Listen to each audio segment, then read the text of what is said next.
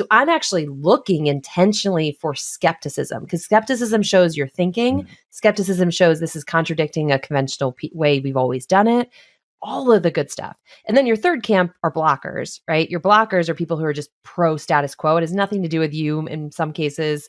Sometimes it does, but they just want to protect same. So where I ran up against this a lot, and you've probably seen this too, is like, I'm trying to sell a sales training program to a sales enablement person who literally just built a sales training program for their company. I don't care how good what I'm selling is. They're like, I am trying to protect what I just built. It took me 2 years to build it. So that's a blocker. Gotcha. So excitement does not equal influence is kind of a big part of that.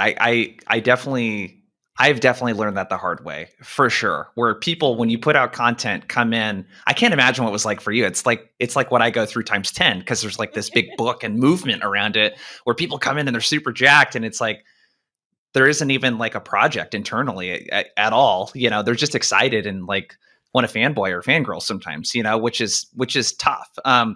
So what are can you give an example of maybe some of the questions that you might ask someone to determine how much influence that they have? Yeah. And I want to be careful with the word influence, because I think influence connotates this idea of like seniority. And I will say, and I'm curious for your experience here too, some of the deals that I've closed in the past few years, I would have never made that person my entry point, like just based on title, based on experience, right?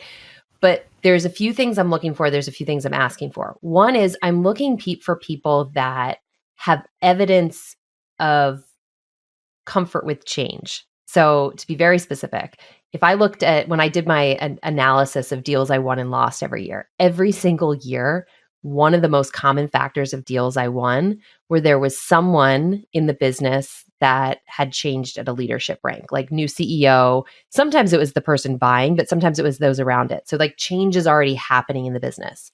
So as a result, one of the questions I'll ask, or one of the things candidly I'll do before I even get to the call, is say, is this the same leadership team for the last 20 years?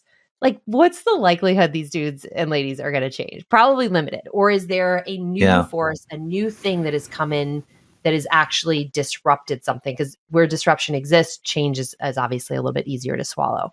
So if I can observe that in my prep, I'll do that in my prep. If I can't, I'll ask in the call. Two is I'm looking for someone who can almost, I hate saying it this way, but almost sell me on the problem. So I'm a big fan of not going in and trying to convince anybody to do anything. I'm a big fan of putting out an observation that I have about their business and saying, it looks to me like, let's just use a real example, right? If I was selling to a gifting company, I might go in and say, look, it looks to me like gifting was really popular a year ago, right? Because it was new and it was shiny object and everybody had money to spend. But now I wonder, how hard is it for sellers to get customers to step back and say, actually, gifting has a role beyond just trying to get a cold call. Like there's roles that it can play otherwise. Like how hard is that for your sellers? And then I just shut up and listen, right? And I want to hear, does the person unaided think about the problem I'm trying to solve, which would be status quo, in a similar way? And if we talk similarly, if they look at it similarly, it's not that they have to get everything right, but if they talk about the problem the same way, that's jacking up my confidence, because that's exactly what they're going to go and do with the rest of the buying group, is talk about the problem. So I want to hear, how does this person talk about, are they running to solution, or can they sit in problem land and really tell great stories, give great examples, cite data? That to me is like one of the best signs of a great mobilizer, because I need them to go do that back inside the business.